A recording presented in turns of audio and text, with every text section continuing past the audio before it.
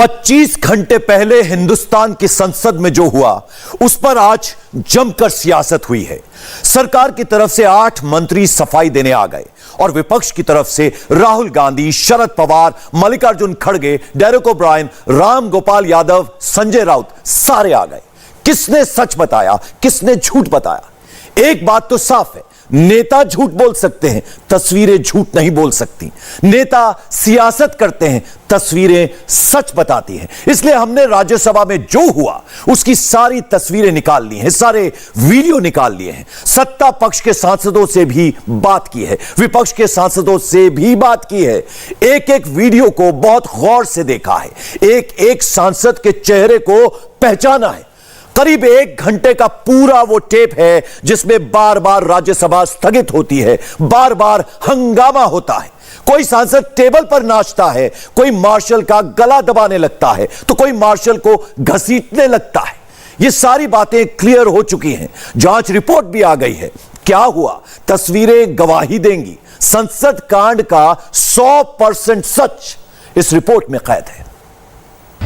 Table पर कौन चढ़ा, मार्शल को किसने पटका, वेल के लेफ्ट, राइट और सेंटर में क्या हुआ, सीसीटीवी कैमरे में सबूत है। सबूत नंबर 1, सबूत नंबर 2, सबूत नंबर 3, सबूत नंबर 4, सबूत नंबर 5। किसने किसको खींचा, किसने किसको धक्का दिया, कौन झूठ बोल रहा है, कौन सच बोल रहा है। वीडियो यहां है, फुटेज का पहला फ्रेम देखिए, काउंट कीजिए। 1, 2, 3, 4 और 5। जी हां, कांग्रेस की महिला सांसद ने पूरे 5 बार इस महिला मार्शल को अपनी तरफ खींचा।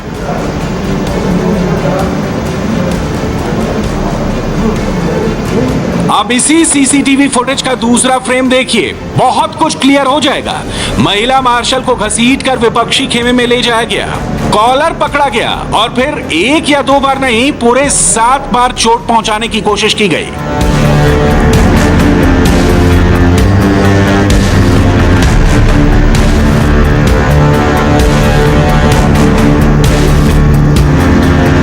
इसी वीडियो के एक फ्रेम को रिपीट मोड में देखिए, कैसे कांग्रेस की महिला सांसद ने अपने कंधे से सीधे महिला मार्शल की नाक पर हमला किया। 1 या 2 बार नहीं, कई बार अटैक किया।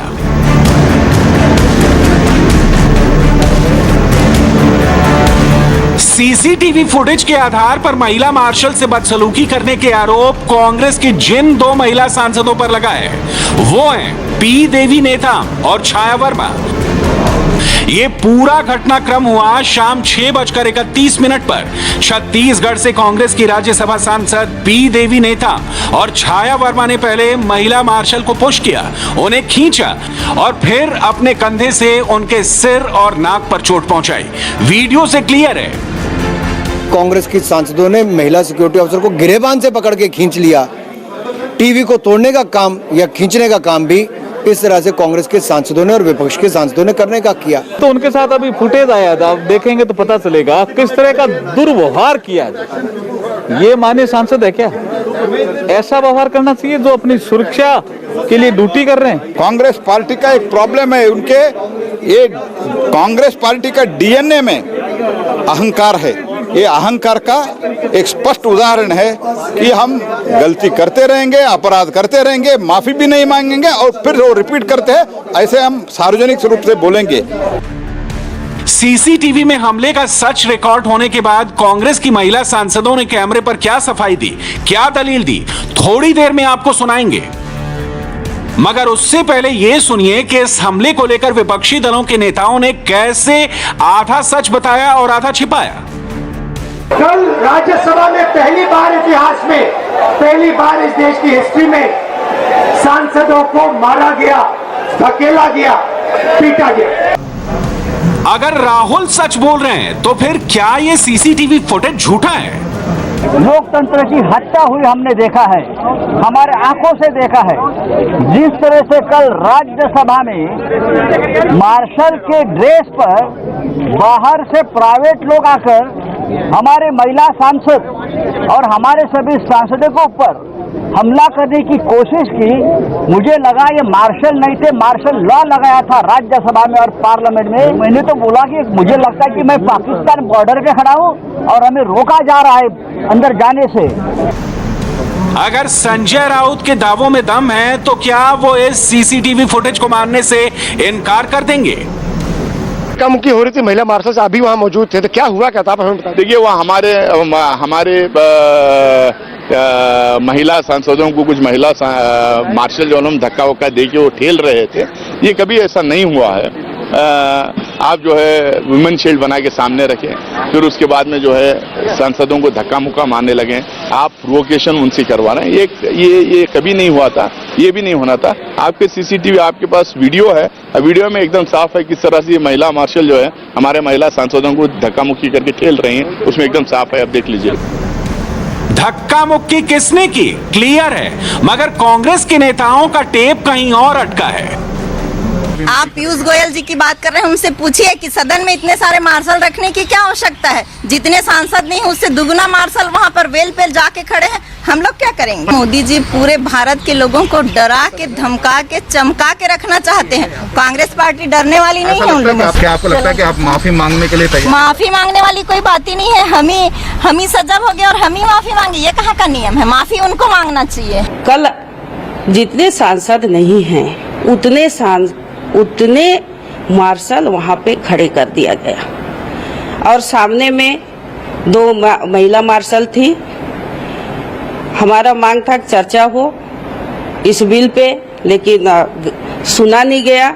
हमारे विपक्ष के नेता का बात को रखने नहीं दिया गया, जिसके चलते विरोध हुआ, दोनों तरफ से धक्का-धुमी हुई और मार्शलों ने, वहाँ पे पुरुष मार्शल ज्यादा थे, मार्शलों ने एक महिला सांसद को धक्का दी, जिसके चलते मैं गिर गई और जगह जगह चोटें आई हैं। 30-35 तो रहे हैं, आप देख रहे हैं जो टीवी में चल रहा है, न्यूज में दिखा रहा है, भारी मात्रा में मार्शल खड़े थे वहाँ। सीसीटीवी फुटेज में सबूत तो अभी ढेर सारे हैं। मसलन विपक्षी दलों के सांसदों ने हाथापाई और मार्शल से बदसलूकी करने की कोशिश की तो विपक्षी दलों के नेता टेबल पर भी चढ़े, मार्शल को क्रॉस करके उप सभापति की चेयर की तरफ बढ़ते भी दिखे, पर्चे भी फाड़ कर फेंके। जिस वक्त सदन के भीतर ये सब चल रहा था, उस वक्त 1 या 2 नहीं, दर्जनों मोबाइल फोन ऑन थे। मोदी विरोधी नेता सब कुछ रिकॉर्ड कर रहे थे।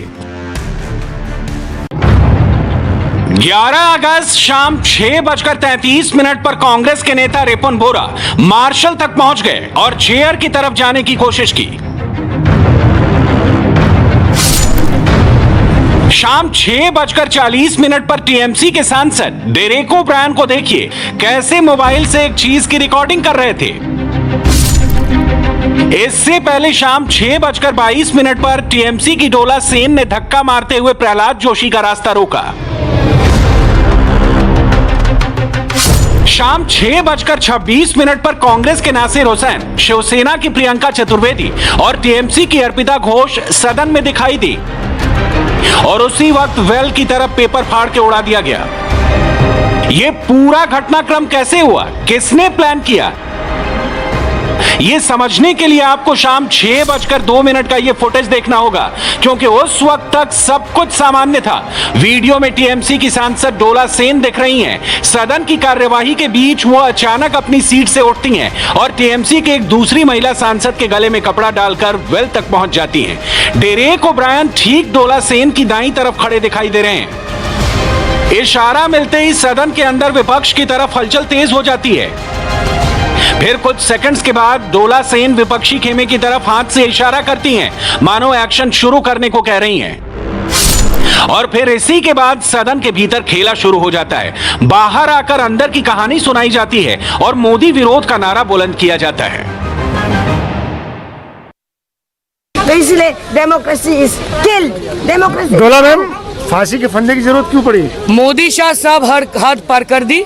मोदी शाह ने हाउस में आया था लेकिन सदन के अंदर नहीं आया था। लोकसभा राज्यसभा पूरा 1 महीना बीत गया, पूरा देश को बेच दिया और पूरा देश को, संसद को फांसी का फंदा पर चढ़ा दिया। तो इसीलिए हम ये प्रोटेस्ट कर रहे हैं। Shame on them, shame on them, shame on them. सारी सीसीटीवी फुटेज से मोदी विरोध की पूरी क्रोनोलॉजी शीशे की तरह साफ हो जाती है। मिनट टू मिनट डिटेल से क्लियर हो जाता है कि सदन के भीतर जो कुछ भी हुआ, जो कुछ भी दिखा, वो सब कुछ पहले से स्क्रिप्टेड था।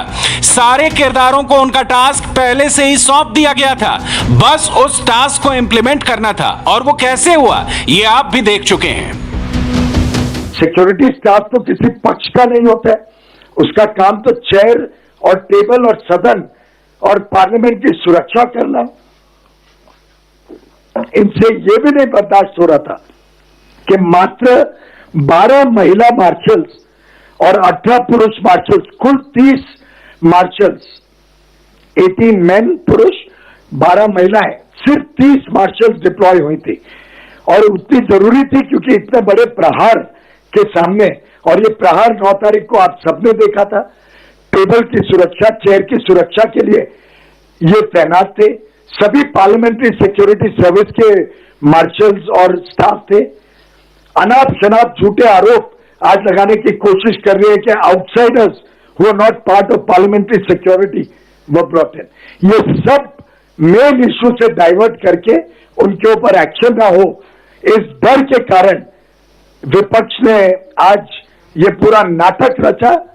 ये जो हिंसक घटनाएं विपक्ष ने की, ये साधारण नहीं थी। और साधारण मिसकॉन्डक्ट के लिए रूल बुक में एक सस्पेंशन का नोटिस दे दो और कर लो। ये असाधारण हिंसक घटनाओं के ऊपर मिसकॉन्डक्ट इतना गहरा था कि इस पे कड़ी से कड़ी कार्रवाई करने के लिए इसकी गहराई पे जाना पड़ेगा। सभी सीसीटीवी कैमराज, राज्यसभा टीवी, सबको एक उच्च स्तरीय कमेटी को स्टडी करनी चाहिए। माननीय चेयर से हमने अनुरोध किया है कि वो सब स्टडी करके और देश के सामने सच्चाई आनी चाहिए, देश को पता चलना चाहिए कि ये क्या मंशा से महिला मार्शल से हाथापाई की कोशिश हुई है। तस्वीरें सबूत हैं, लेकिन विपक्ष लगातार इसका खंडन कर रहा है। रणदीप सुरजेवाला ने एक दूसरा ही आरोप लगा दिया। उन्होंने महिला सांसदों की तो बात की, लेकिन ये नहीं बताया कि महिला मार्शल को धक्का देने वाली और खींचने वाली कांग्रेस की महिला सांसदों ने ऐसा क्यों किया। क्या आपने कभी इस देश के 73 साल के इतिहास में 50-50 मार्शल बोलने से पहले ही आप सदन में लाकर खड़ा कर दें? यह सदन है या पुलिस का थाना? मोदी सरकार ने इस देश की संसद को पुलिस थाना बना रखा है और वो सांसदों से अपराधियों जैसा व्यवहार कर रहे हैं। अगर आप सांसदों को अपने विचारों की अभिव्यक्ति और आवाज उठाने से रोकेंगे तो क्या होगा? पहली बार इस देश में मार्शल से किसी सांसद को शारीरिक तौर से पिटवाया गया। आप अगर लोकसभा राज्यसभा टीवी अब कंट्रोल करते हैं, अगर आप उसमें से सिलेक्टेड एडिटेड वीडियो निकाल लें तो आप कुछ भी दिखा सकते हैं। पर यह देश जानता है कि आप सांसदों से अपराधियों जैसा व्यवहार कर रहे हैं। मोदी जी, ये ना राजनीति है, ये संविधान का अपमान अगर कोई कर रहा है तो वो मोदी सरकार कर रही है। मगर प्रत्यक्ष को प्रमाण की आवश्यकता नहीं होती। शायद इसीलिए जब सीसीटीवी फुटेज सामने आई तो विपक्षी दलों के नेताओं से सीधा सवाल पूछा गया तो कोई जवाब देने से बचता दिखा, तो कोई गाड़ी का शीशा बंद करके चलता बना। सीसीटीवी फुटेज जारी कौन कर रहा है, ये भी देखना होगा। चारों एंगल आने चाहिए। और यहाँ तक कि एक मार्शल का गला दबाने की कोशिश सरकार कहती है, अगर आप उसी को सच मानते तो मान लो। हम तो आई विटनेस है, देखे हैं, और पूरे राज्यसभा के मेंबर देखे हैं, और आपके फुटेज को आप क्या क्या कर सकते हैं सबको मालूम है। नया सीसीटीवी आया फुटेज, उस पर क्या कहेंगे सर? विपक्ष के नॉनस्टॉप हंगामे की वजह से मॉनसून सत्र 2 दिन पहले स्थगित करना पड़ा। संसद में किसने मर्यादा तोड़ी? राहुल के दावे से अलग वीडियो में जो कुछ भी दिखा वो कहानी देश के सामने है। लोग तो ये भी कह रहे हैं कि क्या मोदी विरोधियों का इकलौता एजेंडा ही यही है कि सदन के भीतर मार्शल से धक्का मुक्की करो और बाहर आकर मोदी को बदनाम करने के लिए ये फैलाओ कि सब कुछ तो मोदी ही करा रहे हैं। आज ऐसे ही रिपीटेड डायलॉग सुनाई दिए, वो भी एक बार नहीं, कई बार और कई सारे। पहली बार राज्यसभा में सांसदों की पिटाई की गई है। बाहर से लोगों को बुलाकर नीली वर्दी में डालकर सांसदों को धक्का मुक्की मारपीट की गई। चेयरमैन की क्या जिम्मेदारी है? चेयरमैन की जिम्मेदारी हाउस को चलाने की है। चेयरमैन ने हाउस को पिछले दिनों में क्यों नहीं चलाया? स्पीकर ने क्यों नहीं चलाया? जो विपक्ष के दिल में बात है वो हम क्यों नहीं रख सकते हैं? हिंदुस्तान का प्रधानमंत्री इस देश को बेचने का काम कर रहा है। हिंदुस्तान का प्रधानमंत्री 2-3 उद्योगपतियों को हिंदुस्तान की आत्मा बेच रहा है। इसीलिए विपक्ष हाउस के अंदर ना किसानों की बात कर सकता है, ना बेरोजगारों की बात कर सकता है, ना इंश्योरेंस बिल की बात कर सकता है, ना पेगासस की बात कर सकता है। सदन के भीतर जो कुछ हुआ वो देश ने देखा। अभी भी एक एक फ्रेम खंगाले जा रहे हैं। धक्का मारने वाले सांसद, महिला मार्शल को खींचने वाले सांसदों की टाइमलाइन आप देख चुके हैं, लेकिन मोदी विरोधी अभी भी यही स्क्रिप्ट फैला रहे हैं कि शुरुआत मोदी ने की, माफी वो क्यों मांगे? डेमोक्रेसी को अच्छा चलाने के लिए कभी कभी ऐसा हंगामा करना पड़ता है। अब आप बोलते हुए आप खुद कर रहे हैं और आप हमको उसका लेसन दे रहे हो। तो माफी का कोई सवाल नहीं आपको लगता है? विपक्ष को माफी का कोई माफी क्यों? माफी तो देश के लिए सामने उन्होंने मांगना चाहिए, क्योंकि देश के लिए, देश के मुद्दे जब हम उठा रहे थे तो उसके लिए वो तैयार नहीं थे। इसीलिए हमने अपने लोगों को कहा कि ये जो जायज जो स्लोगन करना, ये करना होता है, उसमें इमोशन में अगर कोई एकादा कोई फेंका होगा या पेपर करा होगा तो उसके लिए तुम सिर्फ अपोजिशन पार्टी जिम्मेदार है। जिम्मेदार तो वो है, उन्होंने इंस्टिगेट किया, यहाँ तक इंस्टिगेट किया, पाप बेचारे उनको मालूम नहीं हुआ।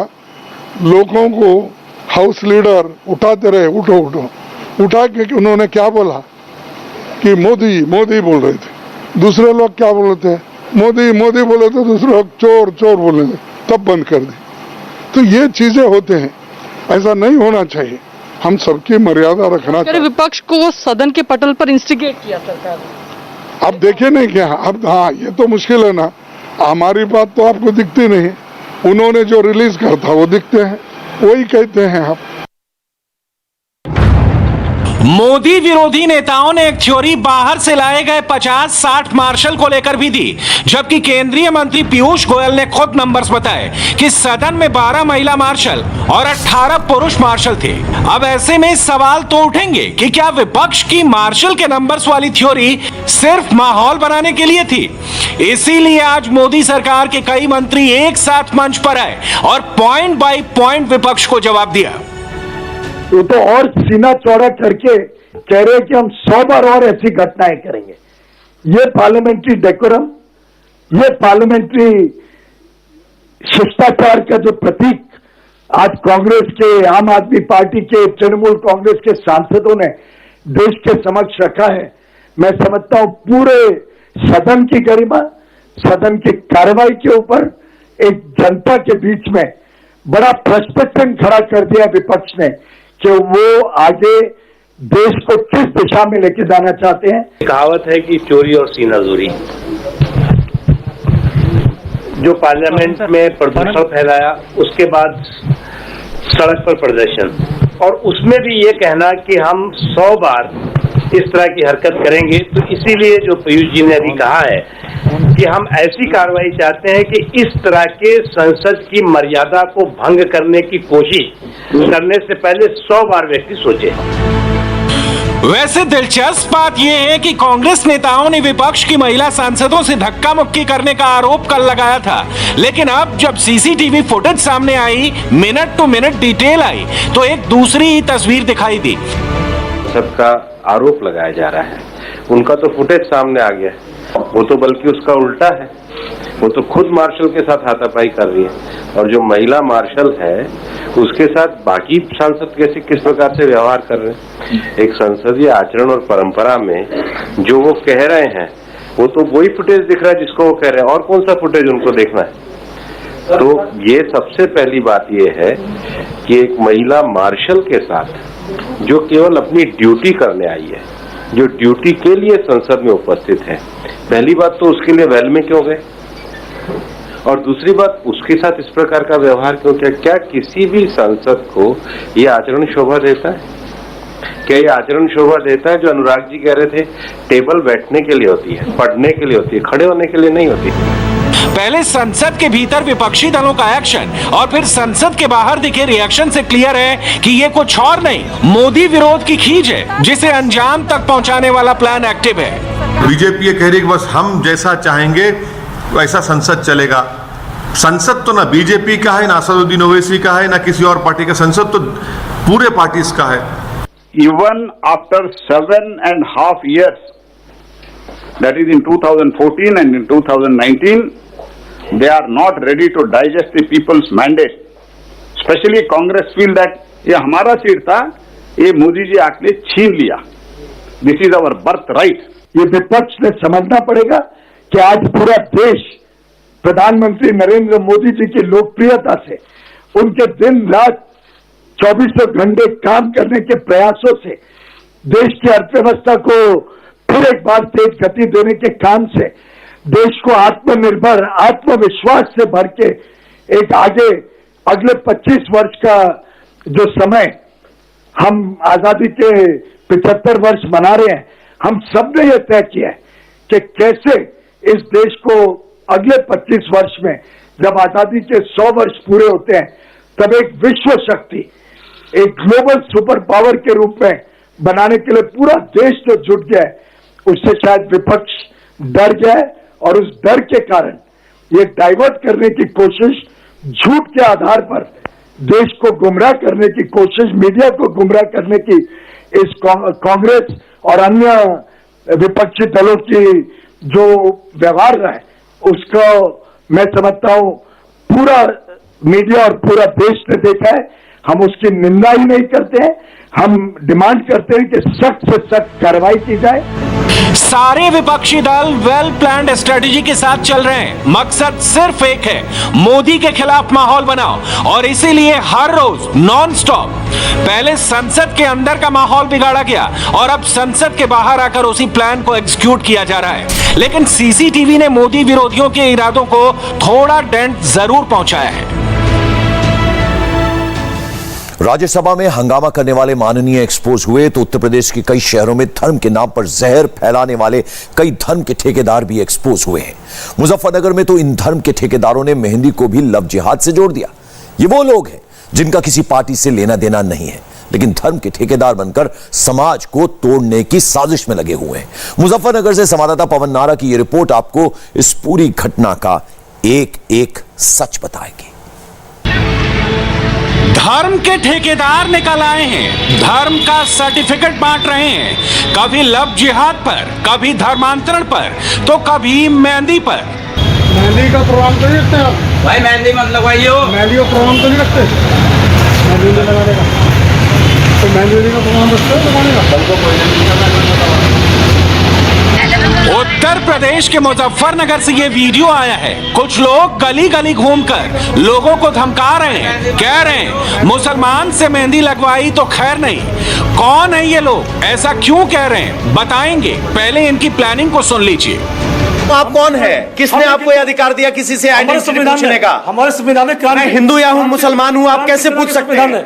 मैं हिंदू हूँ या मुसलमान हूँ, कैसे? क्रांति सेना के संविधान ने हमें अधिकार दिया है। कौन सा संविधान? कौन सा संविधान? क्रांति सेना क्या संविधान करने वाला? क्रांति सेना क्या? को बढ़ावा देने वाले। आप अपने आप को सामाजिक संगठन करेंगे? आप अपने आप को सामाजिक संगठन मानते हैं? हम हिंदुवादी सामाजिक संगठन है। हिंदुवादी सामाजिक, यानी आपका मकसद हिंदू और मुसलमानों में वैर पैदा करना है? कोई वैर हम पैदा नहीं करते। हम क्यों? हम कोई आप बाजार में क्यों किसी से पूछते फिर रहे हैं कि आप हिंदू है कि मुसलमान है? क्या हमारी बहू बेटियों की इज्जत पर आ जाएंगे? वहाँ हमारे लिए हमारा मेहंदी लगाने में आपको अपनी बहू बेटियां इतनी कमजोर क्यों नजर आ रही है कि मेहंदी लगाएंगी तो वो लव जिहाद में फंस जाएंगी?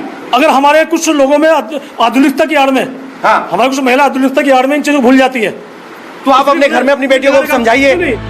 आपको बता दें कि मुजफ्फरनगर में क्रांति सेना नाम का एक संगठन है। इसका किसी पार्टी से नाता नहीं है, लेकिन काम क्या है ये सबको पता है। ये जहर फैलाना है, नफरत बांटना है और खुद को हिंदू धर्म का स्वयंभू बताते हैं। और ये मेहंदी में लव जिहाद का नया कनेक्शन निकाल लाए हैं। हिंदू तीज त्योहारों पर जिस तरह मुस्लिम युवक हिंदुओं को मेहंदी लगाते हैं, इसके अलावा ब्यूटी पार्लर पे जो मुस्लिम लोग काम करते हैं, तो वहाँ से भी लव जिहाद की शुरुआत होती है। और क्रांति सेना हमेशा इस तरह कार्य हम लोग करते रहते हैं। किसने कहा आपको ये लव जिहाद की शुरुआत वहां से होती है? हम देखते हैं इस चीज को। हम लोग हमारे सड़कों पर रहते हैं, हमने पाया गया है कि पहले जो लोग पहले मेहंदी लगाने आते हैं, उनसे बातचीत में अपना फोन नंबर ले लेते हैं वो लोग, और उनका एक मुहिम भी है, उनका एक मिशन उनका है, उन्हें ट्रेनिंग दी जाती है लव जिहाद की उन्हें। तो आपको किसने कहा कि आप सर्टिफिकेट दें, मेरे से मेरी धार्मिक पहचान जो हमारे उद्देश्य है, क्रांति सेना हिंदू संगठन है, लव जिहाद के खिलाफ। सर मेहंदी लगाने में कहां से लव जिहाद हो गया? होती है मेहंदी लगाने में शुरुआत वहीं से होती है। तो क्या हिंदू मुसलमान आपस में बात ही ना करें? बात करते हैं, फिर क्या दिक्कत है? हिंदू संगठन है हम लोग। और हमारी इस मुहिम से इस मुजफ्फरनगर के अंदर किसी भी व्यापारी ने हमारा सहयोग किया है, और किसी भी व्यापारी ने किसी मुस्लिम को यहाँ पर मेहंदी लिए नहीं रखा गया है। क्रांति सेना एक सामाजिक संगठन है। आपको ये अधिकार किसने दिया कि बाजार में जाए, किससे सुनिए, आपको अधिकार किसने दिया? कौन सा संविधान? आपका संविधान क्या कहता है? भारत में सिर्फ हिंदुस्तान का संविधान चलता है। हम कहीं भी आप अपने हम लव जिहाद समाज के लिए संगठन जिहाद की लड़ाई के लिए, लव जिहाद की लड़ाई के लिए हम किसी भी हद तक जा सकते हैं। एक सवाल क्रांति सेना का बिल्कुल सुनिए, क्रांति सेना अपने संगठन को लेकर संविधान बना सकती है, समाज कैसे चले उसको क्रांति सेना कैसे तय? क्रांति सेना हिंदुवादी संगठन है, तो हम जय संगठन की वजह से ही आज भारतीय जनता पार्टी की सरकार है, तो आज माननीय योगी जी मुख्यमंत्री हैं, तो कल तक योगी जी के संगठन के लोग भी, तो योगी जी भी हमारे समर्थन करते हैं इस चीज। तो क्या आपको अधिकार मिल गया किसी से भी? आप जाके पूछेंगे? बिल्कुल पूछेंगे हम लोग। ये तब हो रहा है जब लव जिहाद और धर्म परिवर्तन के खिलाफ योगी सरकार खुद एक्शन में है और सबका साथ सबका विकास की बात कर रही है। अब सवाल है कि जब ऐसा है तब योगी राज में इनको हिंदू मुसलमान करने का हक किसने दिया? शिकायत करने की जरूरत क्यों नहीं है? आप किसी से किसी का धर्म कैसे पूछ सकते हैं? भारत का सुनिए, भारत का संविधान धर्म की आजादी देता है। आप कोई भी धर्म में काम कर मान सकते हैं। बिल्कुल बिल्कुल काम करने की आजादी देता है, आप कोई भी काम कर सकते हैं। आप ये कैसे तय कर सकते हैं कि मुस्लिम युवक मेहंदी नहीं लगाएगा? मुस्लिम युवक सब्जी बेचते हैं, मुस्लिम युवक फल बेचते हैं, मुस्लिम युवक और भी मिस्त्री। मेहंदी में क्या दिक्कत हो गई? मेहंदी का काम है हिंदुत्व से जुड़ा हुआ मामला। कैसे? क्यों भाई? वो सारा त्योहार हिंदुत्व से जुड़ा हुआ है, सारी हिंदू महिलाओं का त्योहार है। पूरे देश में दुर्गा पूजा के लिए मूर्तियां मुस्लिम बनाते हैं, ठीक है?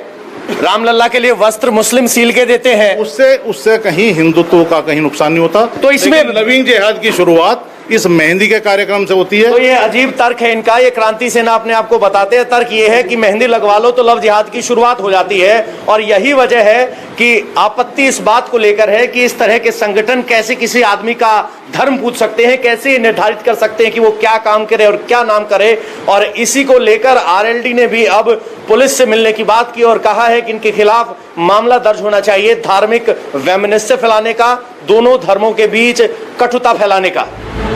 क्रांति सेना के कर्म हेडलाइन बने तो पुलिस भी एक्शन में आ गई, एफआईआर दर्ज हो गई है। मुकदमा दर्ज हुआ है, क्या सब पूरा मामला है, किस बात को लेकर मुकदमा दर्ज हुआ? ये कल एक सोशल मीडिया पे एक वीडियो वायरल हो रहा था जिसमें जो यहाँ एक कोई संगठन है उसके कुछ कार्यकर्ता लोगों को मार्केट में जाके धमका वगैरह रहे थे। तो उसी संबंध में कल मंडी थाने में एक हमें तहरीर प्राप्त हुई थी और उसी तहरीर के आधार पर हमने मुकदमा पंजीकृत किया और उसी के आधार पर हम आगे की विधिक कार्रवाई। अभी कुछ 10 लोग हैं और उसमें कुछ अज्ञात व्यक्तियों के खिलाफ भी मुकदमा पंजीकृत है। इसको हम जो उसमें संलिप्त थे उन सब पे हम आगे। किसके द्वारा दी गई? वहाँ जो मार्केट में है उन्हीं के कुछ लोगों ने मिलकर एक तहरीर दी थी जिसमें हमने ये आप एफआईआर की कॉपी देख सकते हैं, उसमें सारी धाराएं। लेकिन एफआईआर पर भी सवाल उठ रहे हैं। कहा जा रहा है कि एफआईआर में 5 धाराएं लगाई गई हैं जिसका असल घटना से लेना देना ही नहीं है। 147 बलवा करने का दोषी, 323 जानबूझकर स्वेच्छा से किसी को चोट पहुंचाना, 504 जानबूझकर किसी का अपमान करना, 506 किसी संपत्ति का नुकसान पहुंचाना, 427 कुचेष्टा से संपत्ति को नुकसान पहुंचाना। ये सच है कि ये एफआईआर एक हिंदू मेहंदी की शिकायत पर लिखी गई है, लेकिन सवाल यह है कि जो पूरे मुजफ्फरनगर को नजर आया वो मुजफ्फरनगर पुलिस को क्यों नहीं नजर आया। मसलन पूरी एफआईआर में उस बात का जिक्र क्यों नहीं है जिसका गुनहगार सीधे तौर पर क्रांति सेना है। एफआईआर में ना लव जिहाद के नाम पर धमकी का जिक्र है और ना ही धार्मिक वैमनस्यता फैलाने का और ना ही right to choose your job यानी संविधान में अपना रोजगार चुनने के अधिकार पर रोक लगाने का। बिंदल बाजार में दुकानदार हैं जो राखियां बेच रहे हैं। बाबा, कल जिस तरह की बात हुई, क्या यहाँ पर कहा गया? कोई अच्छी बात नहीं है। ये कोई जरूरी नहीं कि ऐसी बात करने की कोई तरीका नहीं होता। ये तरीका नहीं होता। क्या कहा गया था? कोई भी मुसलमान का लड़का मेहंदी नहीं लगाएगा, ये नहीं होगा, वो नहीं होगा। यही बातें कोई अच्छी बात थोड़ी होती बेटा। इससे तो समाज बिगड़ेगा ही। और क्या सुधरेगा? सुधरने का नहीं कुछ भी। सर, कल क्या हुआ था, क्या ऐलान किया गया? भैया यहाँ से वैसे 3-4 दिन से चल रहा है कि कोई मोमडन का लड़का मेहंदी नहीं लगाएगा, इसका कोई इशू नहीं है। ये तो एक हिंदू मुस्लिम भड़काने वाली भाषण है ना, इसमें कुछ नहीं है ना। खून तो सबके लाल है और काम सबको ही करना है। सबके छोटे बच्चे हैं तो उसमें हिंदू से मैं भी हूँ, मैं खुद हिंदू हूँ, पर मैं उसका इशू नहीं करूंगा कि मोमडन कोई काम नहीं करेगा। अगर हम ही लोग ये करेंगे तो कौन कहे चलेगा। तीज पर मेहंदी लगाने का रिवाज है, लेकिन इसी तीज पर मुजफ्फरनगर में मेहंदी लगाने को लेकर एक अजीबोगरीब दबाव बनाया गया। दबाव ये कि मुस्लिम युवक हिंदू युवतियों को मेहंदी नहीं लगाएंगे। न सिर्फ दबाव बनाया गया बल्कि क्रांति सेना के लोग पूरे बाजार में दल बल के साथ आए और सभी की बाकायदा आईडी चेक की। ऐसे में सवाल उठता है कि एक संगठन को इस तरह की हरकत करने की अनुमति कैसे मिल सकती है? कैसे समाज के बीच वैमनस्य बढ़ाने के लिए खुली छूट मिल सकती है? और ये सवाल इसलिए क्योंकि जिस त्योहार पर मेहंदी और खुशियों की बात होनी चाहिए वहां हिंदू और मुसलमान के बीच भेदभाव की बात हो रही है, जो कि समाज को तोड़ने वाली हरकत है। और आतंक के खिलाफ सेना का एक और बड़ा प्रहार। तस्वीरें 4 मिनट के ब्रेक के बाद।